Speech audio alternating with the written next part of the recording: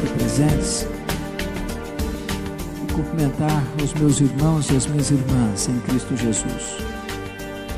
É um privilégio poder partilhar com vocês, já pelo 10º ano consecutivo, a palavra de Deus na abertura deste grande encontro. E o texto que eu vou ler está no livro do profeta Isaías. Profeta Isaías, capítulo 44, versos 3 a 5. Maior pregador do século XIX, Charles Haddon Spurgeon, dizia que quando você lê a Bíblia e expõe a Bíblia com fidelidade, é o próprio Deus falando conosco. E se você tem essa consciência, o ambiente precisa mudar, porque Deus está aqui. E a voz de Deus é poderosa, a voz de Deus é tremenda, a voz de Deus despede chamas de fogo, e essa palavra não volta vazia. Atentamente ouça o que diz a palavra. Porque derramarei água sobre o sedento e torrentes sobre a terra seca. Derramarei do meu espírito sobre a tua posteridade e a minha bênção sobre os teus descendentes. E brotarão como a erva. Brotarão como salgueiro junto às correntes das águas. Um dirá: eu sou do Senhor. Outro se chamará do nome de Jacó. O outro ainda escreverá na própria palma da mão: eu sou do Senhor. E por sobrenome tomará o nome de Israel. Amém. Meus irmãos, eu tenho tido a bênção e o privilégio de percorrer todo o Brasil e muitos outros lugares do mundo, de ter pregado aqui no Brasil em mais de 1000 igrejas das mais diferentes denominações. E eu estou absolutamente convencido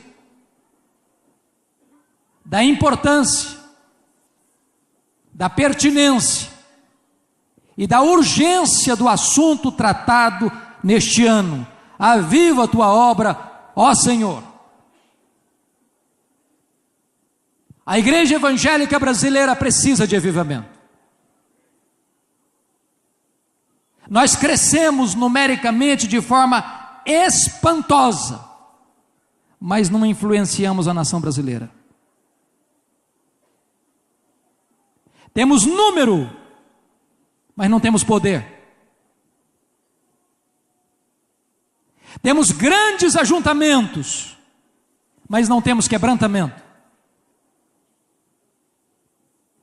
Temos muita fala, mas temos pouco evangelho. Pregamos muito aos ouvidos, mas pregamos pouco aos olhos.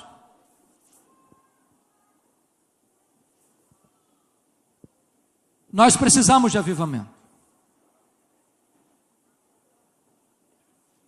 E eu quero dizer para você que o cenário hoje é de uma vasta multidão que corre freneticamente atrás de bênçãos e não busca o abençoador. Uma multidão fascinada por riqueza da terra, mas não tem a riqueza do céu. Uma multidão que corre sofregamente atrás de milagres, mas não conhece o Deus de milagres. E eu quero lhes dizer que avivamento não é busca de bênção, é busca de Deus.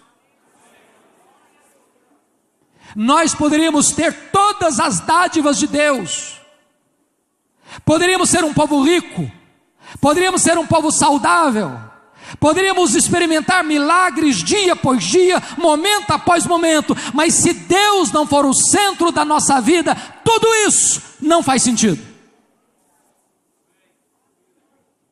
Avivamento não é esquisitice espiritual. Avivamento não é histeria coletiva. Avivamento não é correr atrás das últimas novidades do mercado da fé. Avivamento é a manifestação soberana e sobrenatural da presença manifesta de Deus na vida do seu povo, gerando quebrantamento, gerando arrependimento, gerando sede de santidade, voltando a igreja para a palavra e para a oração. E quando a igreja experimenta o poder do Espírito Santo, a igreja impacta o mundo e transforma a sociedade. É nesse avivamento que eu creio. É por esse avivamento que eu oro. E é sobre esse avivamento que eu gostaria de falar para você nessa noite.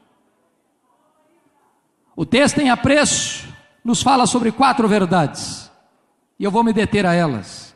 Primeiro, o avivamento é uma promessa de Deus. Segundo, o avivamento é uma necessidade da igreja. Terceiro, o avivamento precisa ser buscado ansiosamente pela igreja. Quarto, o avivamento traz resultados extraordinários para a igreja. Se você está com a sua Bíblia, olhe comigo o texto. Em primeiro lugar, o avivamento é promessa de Deus. Está escrito assim no verso 3: porque derramarei água sobre o sedento e torrentes sobre a terra seca. Derramarei o meu espírito sobre a tua posteridade e a minha bênção sobre os teus descendentes. A primeira coisa que esse texto nos mostra é que o avivamento é uma promessa de Deus. E essa promessa tem 2 características. Primeiro, uma promessa segura. Porque quem está prometendo não é homem para mentir. Quem está prometendo não é uma igreja. Quem está prometendo não é uma denominação.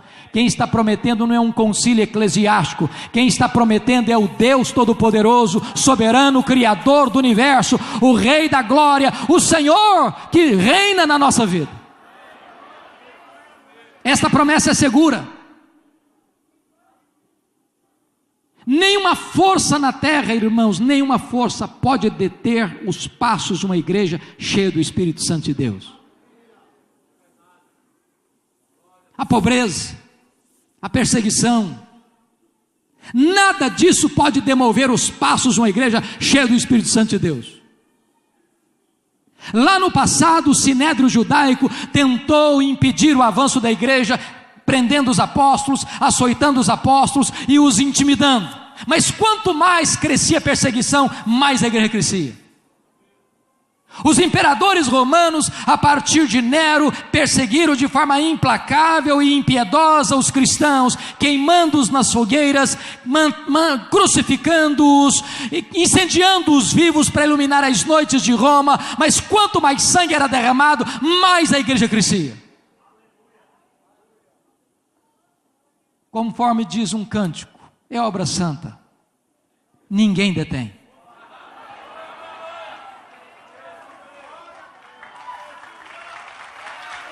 No ano de 1553, na Inglaterra, assumiu o comando daquele país Maria Tudor, conhecido como Maria Sanguinária.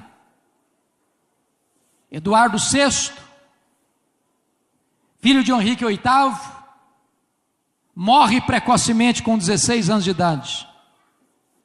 E a Inglaterra fica nas mãos de sua irmã Maria Tudor, que perseguiu de forma impiedosa os cristãos.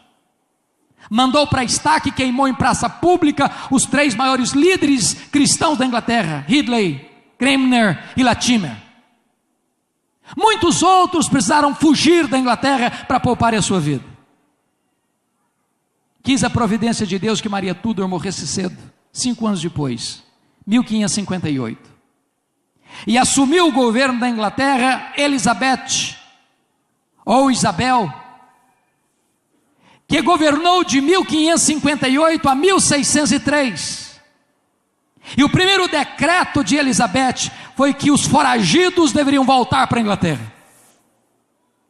Tendo contato com a reforma no continente, Em Genebra, na Alemanha, na Holanda, os foragidos voltaram para a Inglaterra fazendo 4 exigências. Queremos agora uma igreja com doutrina pura, com liturgia pura, com governo puro e com vida pura. E desencadearam na Inglaterra um dos mais poderosos movimentos de reforma e avivamento de todos os tempos, o movimento dos puritanos. Quando Maria Tudor pensava que estava destruindo a igreja, ela estava promovendo a igreja, porque a igreja de Deus é indestrutível. A igreja de Deus marchará sobranceira, resoluta, vitoriosa, na força e no poder do Espírito Santo, e Deus prometeu derramar sobre ela do seu Espírito, do seu poder. Mas em segundo lugar, essa promessa não é apenas segura, essa promessa é também abundante. Volte os olhos para o verso 3. Porque derramarei água sobre o sedento e torrente sobre a terra seca, derramarei do meu espírito sobre a tua posteridade e a minha bênção sobre os teus descendentes. Notem vocês que está falando de derramamento, está falando de torrentes, está falando de algo caudaloso, abundante, copioso. Deixa eu dizer para os irmãos aqui nesta noite, talvez o nosso maior problema espiritual é limitar a obra de Deus à nossa experiência. Deus tem muito mais. Deus tem infinitamente mais para nós. A mais audaciosa oração já feita na história da igreja foi feita por um homem preso, algemado. E aquele homem sob algemas orou a Deus e disse: para que a igreja fosse tomada, não de Deus, não da plenitude de Deus, mas de toda a plenitude de Deus. E eu pergunto a você, quem é Deus? Deus é imenso, Deus é infinito, Deus é eterno, Deus é imutável, Deus é onipotente, Deus é onipresente, Deus é onisciente, Deus é transcendente, Deus é soberano. Ele é maior do que tudo que Ele criou. Se você perguntar, mas e qual é o tamanho do que Deus criou? Nenhum astrônomo é capaz de responder isso exatamente. Mas os astrônomos afirmam que o nosso universo tem mais de 92 bilhões de anos-luz de diâmetro. Isso significa que se você conseguisse voar a velocidade da luz, 300 mil quilômetros por segundo, você demoraria nessa velocidade mais de 92 bilhões de anos para ir de uma extremidade na outra. Pois Deus é maior do que tudo isso. E agora o apóstolo Paulo está orando para que você e eu sejamos tomados de toda a plenitude de Deus. E quando você pensa que Paulo está delirando ao fazer pedido tão audacioso, ele diz logo em seguida: ora, aquele que é poderoso para fazer não mais, não muito mais, mas infinitamente mais. Infinitamente mais. Eu creio, irmãos, num derramamento do Espírito, eu creio em torrentes do Espírito, eu creio numa efusão poderosa do Espírito, eu creio que os céus podem se rasgar, e o Espírito Santo pode descer e sacudir a igreja, e levantar a igreja, e restaurar a igreja, e fortalecer a igreja, e usá-la poderosamente nos nossos dias. No século passado,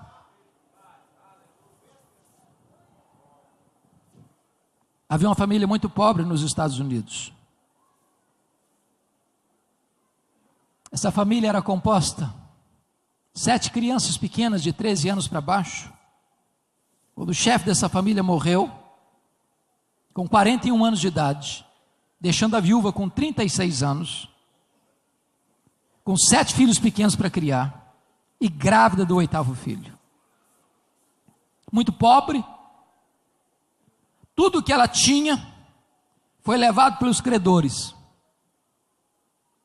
E essa mulher não abre mão dos filhos, e com 39 anos de idade, com os cabelos brancos de tanto trabalhar para cuidar dos filhos, percebe que o seu 5º filho um dia disse para ela: mamãe, eu vou sair de casa, eu vou para a cidade, Deus tem um plano na minha vida. E foi mesmo, foi para Boston, em Massachusetts. Um dia o seu professor de escola dominical, o Sr. Edward Kimball, vai lá na sapataria onde ele trabalhava e o levou a Cristo. E esse menino um dia está na igreja, e o pregador disse assim: o mundo está para ver o que Deus pode fazer com um homem totalmente entregue nas suas mãos. E esse moço disse: meu Deus, eu quero ser esse homem. E um dia esse rapaz caminhava em Nova York, pela Wall Street, quando de repente o Espírito Santo veio com poder sobre ele.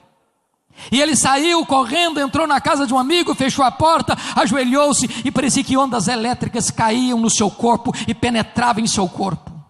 Chegou um momento que ele disse: meu Deus, basta, eu não aguento mais, Senhor. Quando aquele homem levantou-se dos seus joelhos, nunca mais a história dele foi a mesma. Nunca mais a história da América foi a mesma. Aquele homem era Dwight Lyman Moody, o maior avivalista de todos os tempos. O homem que levou a Cristo mais de 500 mil pessoas. Deus pode fazer o mesmo com você e comigo. Deus pode derramar sobre nós do seu Espírito. Mas há uma segunda verdade que eu gostaria de mencionar no texto. E a segunda verdade é que o avivamento não é apenas promessa de Deus, o avivamento é também necessidade da igreja.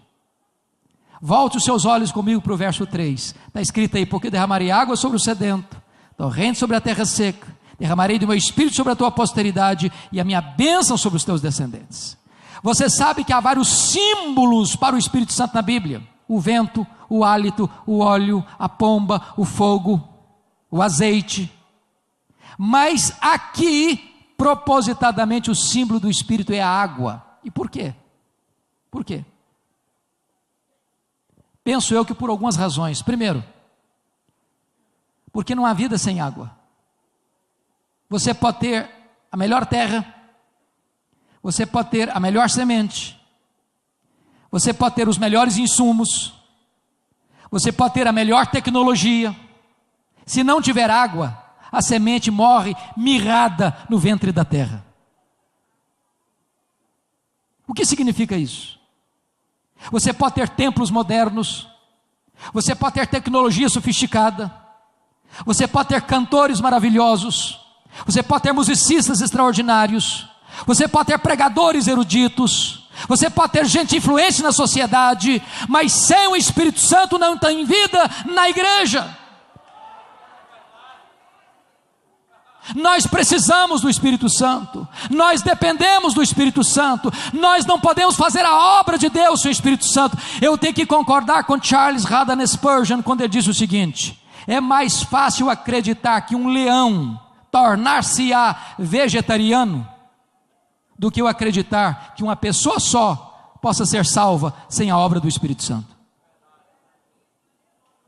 Nós poderíamos reunir todo o nosso conhecimento, nós poderíamos reunir toda a nossa tecnologia, nós poderíamos reunir toda a nossa eloquência e comunicação, e mesmo assim jamais faríamos um verdadeiro cristão.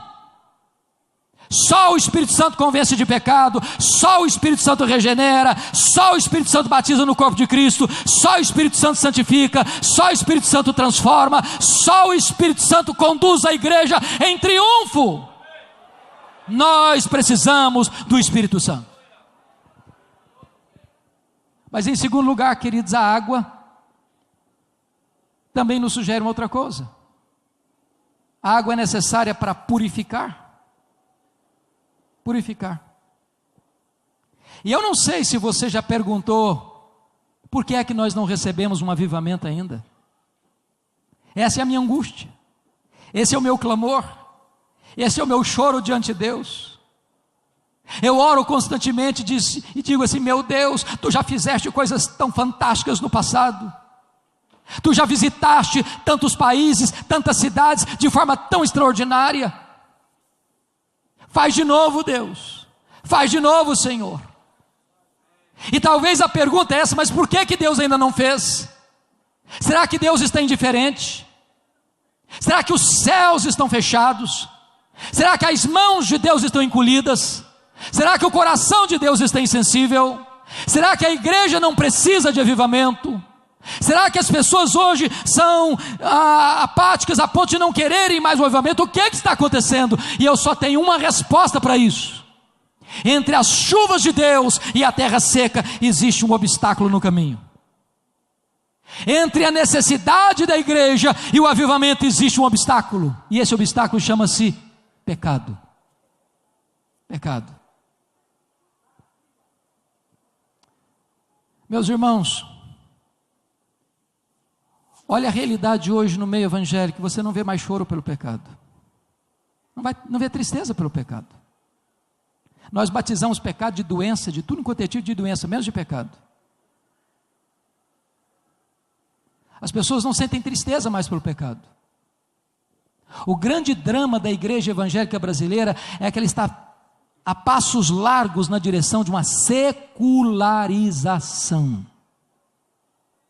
Preste bem atenção nisso. O índice de divórcio hoje entre os cristãos é quase o mesmo entre os não cristãos.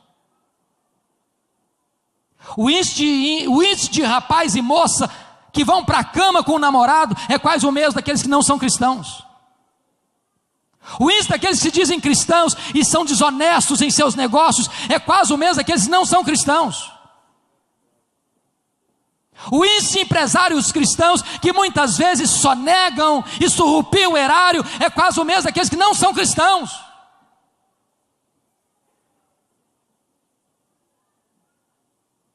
Não há diferença.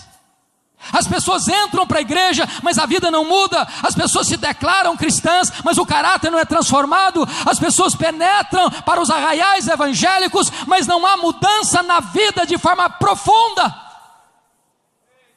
E enquanto nós não botarmos a boca no pó, enquanto nós não reconhecermos que nós carecemos de Deus, que nós dependemos da graça de Deus, enquanto nós não chorarmos pelos nossos pecados, as torrentes de Deus não cairão sobre nós. Leia a história, e vocês jamais verão um avivamento que não tenha sido precedido por choro pelo pecado. E eu não estou falando de arrependimento epidérmico, superficial, eu estou falando de algo profundo, de tristeza pelo pecado, de angústia pelo pecado, de entender que Deus é santo, santo, santo, e Ele não pode comungar com o erro, Ele é luz e não pode ter comunhão com as trevas. Meus amados irmãos, avivamento não é para o mundo, avivamento é para a igreja, avivamento é para o povo de Deus, porque quando o povo de Deus se arrepende, quando o povo de Deus se volta para Deus, quando o povo de Deus se angustia pelo seu pecado, quando o povo de Deus confessa o seu pecado, então o mundo é impactado.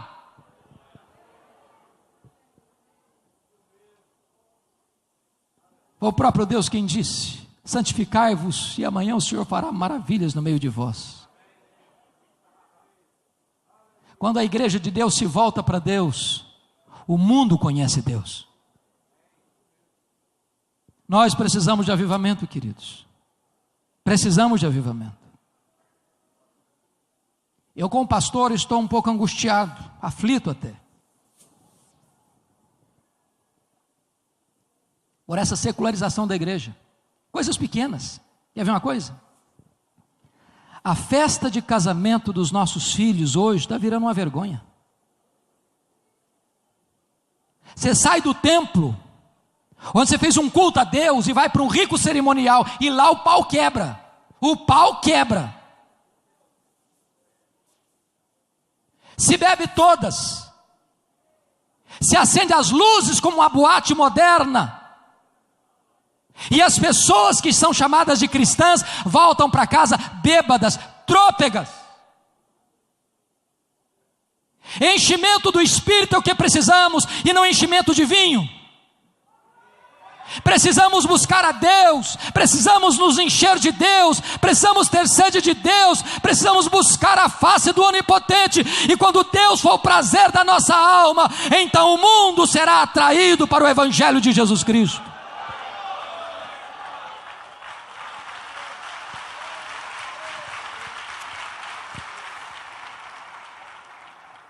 Mas há uma terceira verdade nesse texto, irmãos. Primeiro, o avivamento é promessa de Deus. Segundo, é necessidade da igreja. Mas terceiro, o avivamento precisa ser desejado ardentemente pela igreja. Volte ao verso 3. Porque derramarei água sobre o sedento, torrente sobre a terra seca, derramarei do meu espírito sobre a tua posteridade, e a minha bênção sobre os teus descendentes. Há duas figuras aqui: terra seca e sedento. Algumas vezes, querido governador, querido prefeito, nesses 10 anos que eu estou aqui participando da Consciência Cristã, meu coração chegou aqui abatido. Ao me aproximar dessa região e vi a seca implacável, o solo nu, descalvado, o gado morrendo de fome e de sede, a terra esturricada, bramando por chuva. Você sabe que a sede é diferente da fome.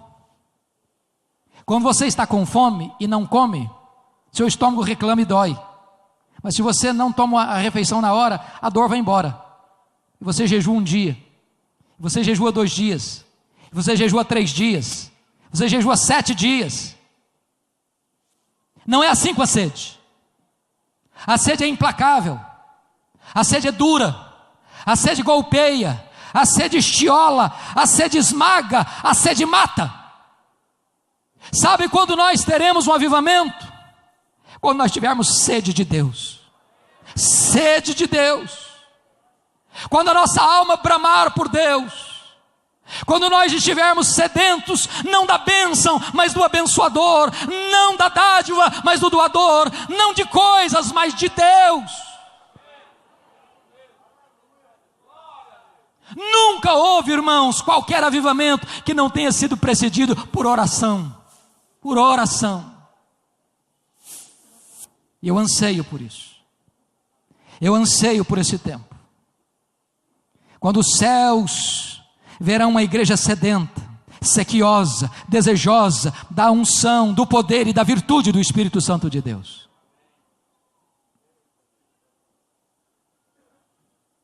Eu estive em Quaçuzabanto, na África do Sul, onde aconteceu um grande avivamento nos idos de 1966. E aquele avivamento aconteceu de uma forma muito curiosa. Havia um pregador na região, chamado Earl Stiggin, e ele armava sua tenda para pregar para os Zulus, uma tribo, um povo feiticeiro, animista, virulento inclusive. E um dia uma mulher se aproxima e pergunta para o pregador assim: mas o senhor está dizendo que o seu Deus tem todo o poder? E ele diz: é isso que eu estou pregando. E ela sentiu-se aliviada e diz: então é do seu Deus que eu preciso. Porque tem uma filha lá em casa, endemoniada, amarrada com arame no tronco, e ninguém consegue libertá-la. Vamos lá libertar minha filha. E o pregador diz que sentiu um calafrio na espinha. E ele diz: meu Deus, isso não funciona agora, o que é que eu vou fazer? Quando ele chegou, a cena era triste. Aquela moça estava com uma fera ferida, amarrada num tronco. E em vão ele tentou expulsar os demônios daquela mulher. Chamou os outros missionários, vieram, não conseguiram nada. Amarraram-na e levaram-na para uma fazenda, e ela quebrou tudo lá, e a situação ficou pior ainda. E aquele missionário tomou uma decisão na vida: eu vou embora. Eu não tenho mais autoridade para pregar aqui. Eu vou arrumar as malas e voltar para o meu país. Quando Deus falou com ele: você não tem que voltar, você tem que buscar poder. E ele parou tudo que estava fazendo, e ele começou a buscar Deus. E os missionários começaram a buscar Deus. E nos últimos 3 meses, eles se reuniam 3 vezes por dia, apenas para chorar por causa de seus pecados. Depois de 3 meses de lágrimas, uma jovem interrompe uma reunião de oração e diz: pastor, o senhor já pregou que Deus fez maravilhas no passado. O senhor já pregou que o Espírito Santo desceu poderosamente sobre a igreja em tempos idos. O senhor nos tem ensinado que Deus é o mesmo ontem, que Deus é o mesmo hoje, que Deus é o Deus amanhã, que Deus não muda, que Ele é o mesmo. Então vamos nos ajoelhar aqui e vamos clamar: faz de novo, Senhor, faz de novo, Senhor, faz de novo, Senhor. E naquela semana, o Espírito Santo foi derramado poderosamente sobre aquele lugar. Os feiticeiros iam correndo, chorando, confessando os seus pecados. Ali eu vi um templo erguido para 12 mil pessoas numa fazenda, e pessoas do mundo inteiro indo ali para ver o que Deus estava fazendo. Porque o avivamento precisa ser precedido por sede de Deus, por volta para Deus, por oração fervorosa. Mas eu quero terminar. E há um quarto aspecto aqui que eu quero destacar. Primeiro, o avivamento é promessa de Deus.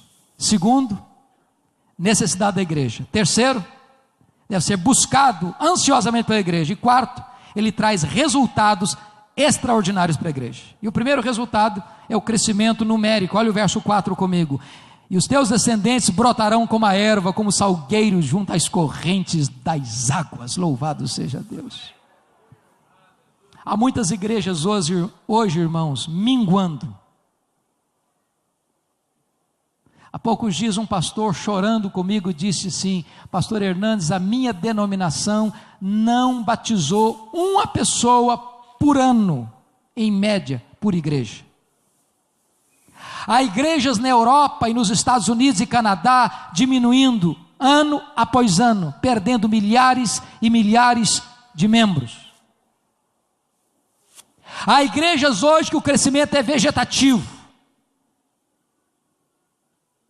Há outras que crescem muito, mas não têm evangelho. Irmãos queridos, quando a igreja experimenta um avivamento, o próprio Deus toca os corações, o próprio Deus atrai os corações, o próprio Deus faz com que a igreja cresça e floresça de forma extraordinária. Eu acho que a maioria de vocês aqui conhece o missionário Ronaldo de Almeida Lidório, um homem de Deus. Ele foi plantar uma igreja entre os Concombas, em Gana, um povo ágrafe, um povo animista, nunca antes tocado pelo evangelho. E quando ele chega lá em Gana, ele passa 3 meses orando e jejuando, pedindo a Deus uma estratégia para alcançar o povo. Depois de 3 meses de oração e jejum, Deus fez o primeiro milagre. Os Concombas não aprenderam o nome dele. Ronaldo, era um nome muito complicado. Aí trocaram o nome dele para um nome africano, Umborbe. E Umborbe significa o homem que diz que existe um Deus. Quando ele chegava numa aldeia, alguém lhe perguntava: como é que você chama? Ele respondia: eu sou o homem que diz que existe um Deus. Aí eles perguntaram: qual o seu Deus? E ele respondia: ajunte o povo da sua aldeia que eu vou lhes contar quem é o meu Deus. Não tinha melhor introdução de sermão do que o nome dele. Desta maneira, uma mulher fez uma viagem a pé, 3 dias, numa picada, porque a filhinha dela de 7 meses estava à beira da morte, com feridas da cabeça aos pés, com a pele necrosada. E aquela mulher chega onde o Ronaldo estava, desembrulha a criança dos lençóis, aquela criança com a pele necrosada, à beira da morte. A mãe pergunta assim: o senhor é o homem que diz que existe um Deus? O Ronaldo disse: sou eu mesmo. E ela disse então: eu queria saber se o seu Deus pode curar minha filha, porque todos os deuses que eu conheço não puderam fazer nada por ela. Se o seu Deus tem poder, peça o seu Deus para curar minha filha. O Ronaldo pegou aquela criança nos braços, fez uma breve oração e disse: Deus, este povo não sabe que tu és o Deus vivo, este povo não sabe que o teu filho morreu e ressuscitou, e tem todo o poder e tem toda a autoridade nos céus e na terra. Deus, cura esta criança para a glória do teu nome, para testemunho do evangelho neste lugar. Entregou a criança de volta à mãe, ela embrulhou aquela criança nos lençóis, caminhou de volta para sua casa 3 dias a pé. Quando ela chegou na sua aldeia e desembrulhou a criança, nem cicatriz de ferida havia mais no corpo daquela criança. Deus havia regenerado a pele daquela criança. E aquela mãe saiu gritando a plenos pulmões em todas as cabanas da sua aldeia ter encontrado o Deus vivo. E o Ronaldo registra num dos seus livros que a partir daquele dia não ficou um dia sequer sem que pelo menos uma pessoa se convertesse a Cristo Jesus. Ele ficou lá pouco mais de 5 anos e plantou 14 igrejas com mais de 5.000 pessoas convertidas, e hoje já são mais de 40 igrejas, porque quando Deus visita o seu povo, os descendentes de Abraão florescem como salgueiros junto às correntes das águas. Segundo resultado, irmãos, do avivamento é testemunho dos crentes. Olha o verso 5 comigo. Um dirá: eu sou do Senhor, o outro se chamará do nome de Jacó. Irmãos, nós somos alguns milhares aqui nesta noite.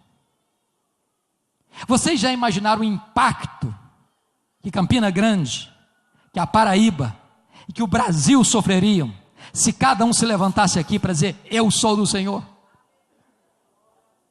Quando o médico, quando o enfermeiro, quando o advogado, quando o engenheiro, quando o professor, quando o juiz, quando o promotor, quando o político, quando o comerciante, quando o empresário, quando o estudante, quando o homem, quando a mulher, quando a dona de casa, quando o taxista, quando todos se levantarem para dizer: eu sou do Senhor, eu sou do Senhor, eu sou do Senhor, eu sou do Senhor, eu sou do Senhor, eu sou do Senhor, por todas as ruas, por todas as vielas, por todos os becos, por todas as praças, por todas as universidades, por todos os hospitais, por todos os departamentos dessa sociedade, o Evangelho impactaria o Brasil.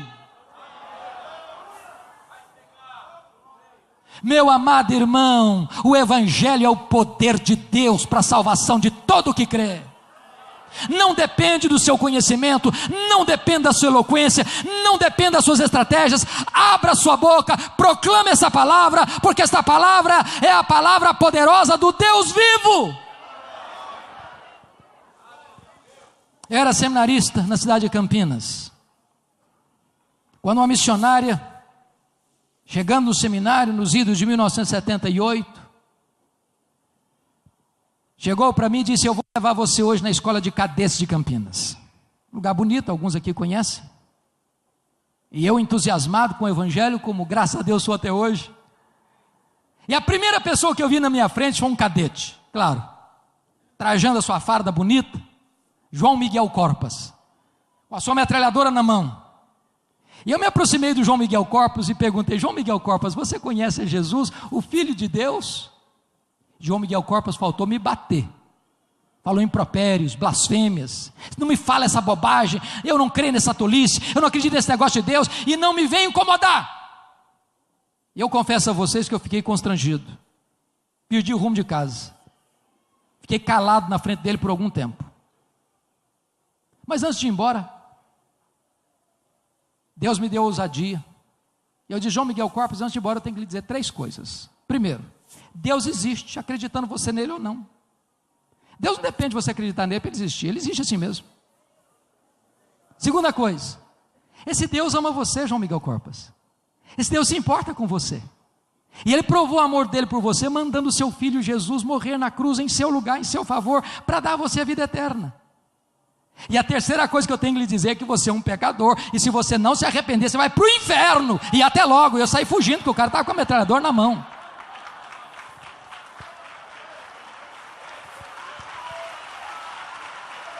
O que eu jamais podia esperar, é que no dia seguinte a mesma missionária voltasse ao seminário.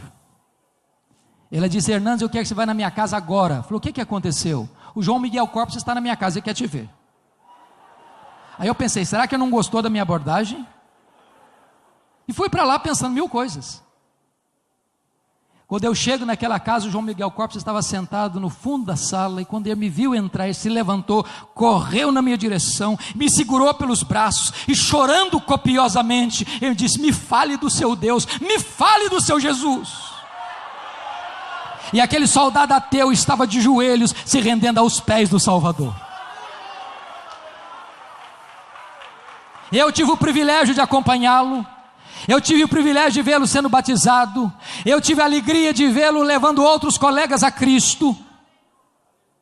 Mas quando eu saí do seminário, eu perdi o contato com o João Miguel Corpas. O ano passado,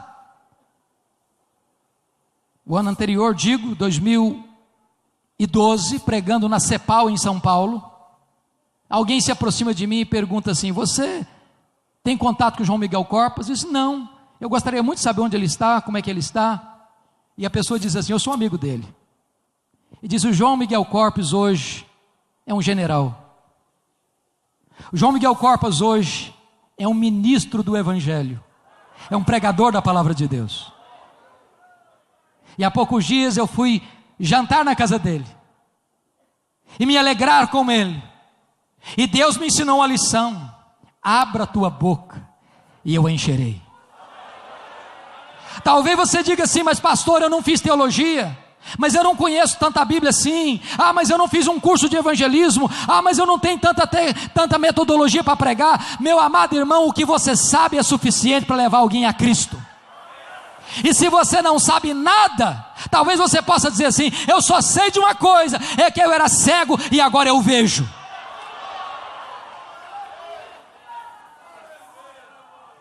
Mas há um último resultado no texto, irmãos. Há um último resultado.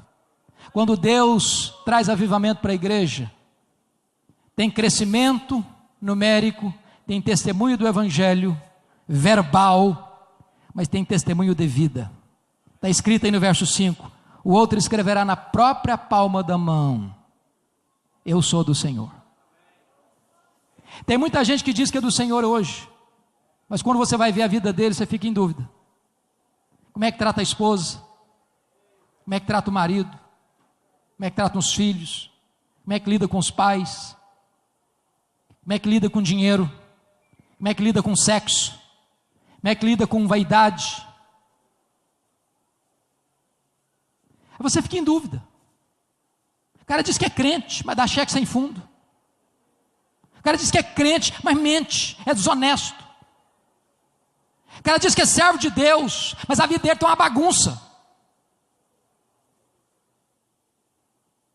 Irmãos amados, é triste dizer isso, é triste, mas uma das classes mais desacreditadas na nação brasileira são os pastores.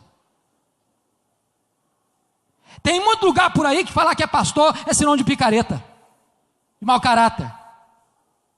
Eu vou todos os anos pregar no Canadá, todos os anos, e todos os anos a pergunta na hora da entrada é a mesma: quem é o senhor? O que o senhor veio fazer aqui? E a minha resposta é a mesma: eu sou pastor, vim pregar o evangelho. Na hora eles me mandam para uma salinha especial para uma investigação maior. Na hora. O que a igreja evangélica brasileira precisa é de uma faxina ética.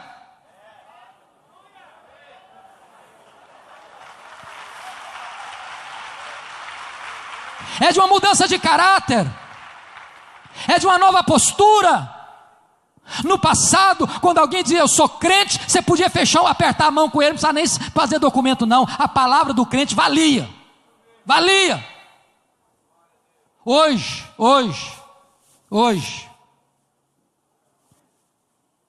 tem muita empresa que não quer contratar funcionário crente. Meus irmãos, nós precisamos de um avivamento. Nós precisamos de um choque ético na igreja brasileira. Nós precisamos de que quando você se levantar e dizer eu sou um cristão, você está disposto a morrer por Jesus. Eu estive conversando essa semana com um pastor missionário lá do Egito. Pasmem vocês, mas Deus está fazendo coisas impressionantes no meio dos muçulmanos. E sabe qual é o teste para alguém ser recebido na igreja para ser batizado? Não é fazer perguntinha de catecismo, você crê na Bíblia, você não crê na Bíblia, tal. Nada disso. A pergunta é uma só: você está pronto a morrer por Jesus?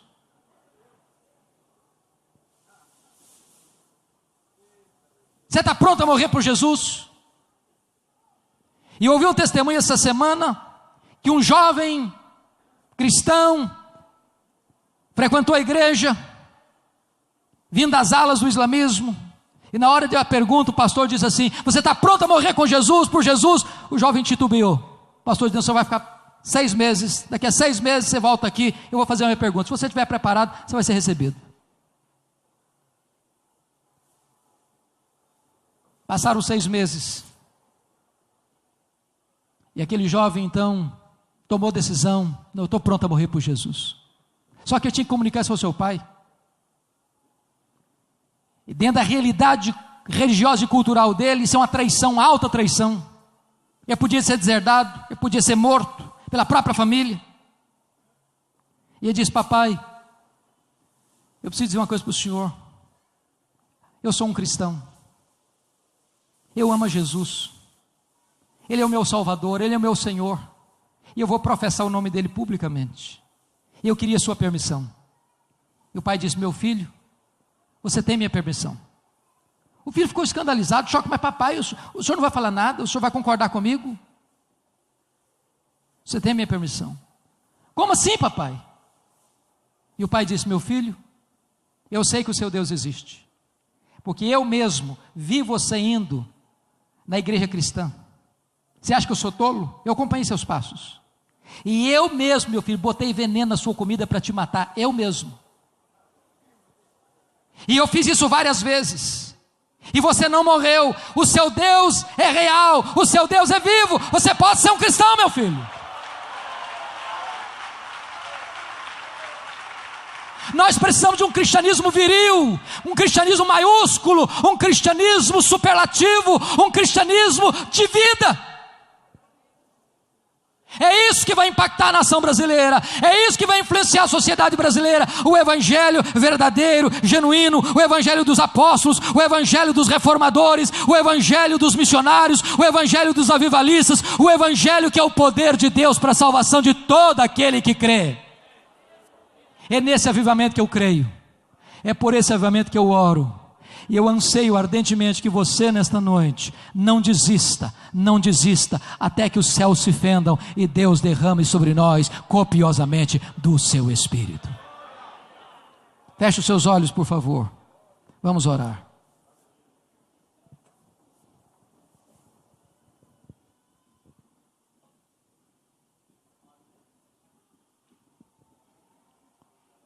Ó Deus querido,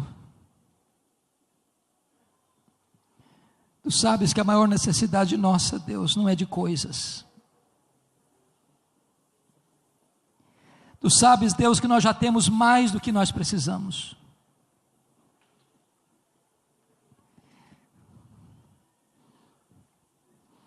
Nós precisamos de Ti, Senhor. O que adianta termos tantas coisas e não termos a Tua presença? De termos tanta influência e não termos o Teu poder? Por amor do Teu nome, visita a Tua igreja, restaura a Tua igreja, cura a nossa infidelidade, dobra o nosso coração, traz arrependimento para a vida, livra-nos do oba-oba, da superficialidade, livra-nos, meu Deus, das falsas doutrinas, do falso evangelho, do falso cristianismo, do falso testemunho. Ajuda-nos, Deus, a nos voltarmos para Ti, a nos voltarmos para a Tua palavra, a Te conhecermos na intimidade, a experimentarmos um toque profundo, poderoso do Teu Espírito.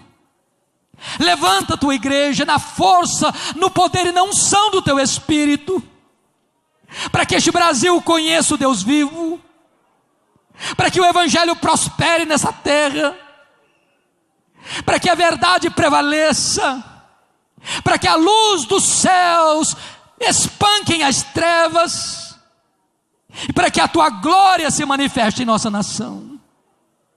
Ó Deus, ajuda-nos a não retrocedermos, a perseverarmos até que os céus se fendam e até que Tu desças e realizes uma grande obra na igreja e através da igreja. Que seja assim, Senhor, para a glória do Teu nome, em nome de Jesus. Aleluia.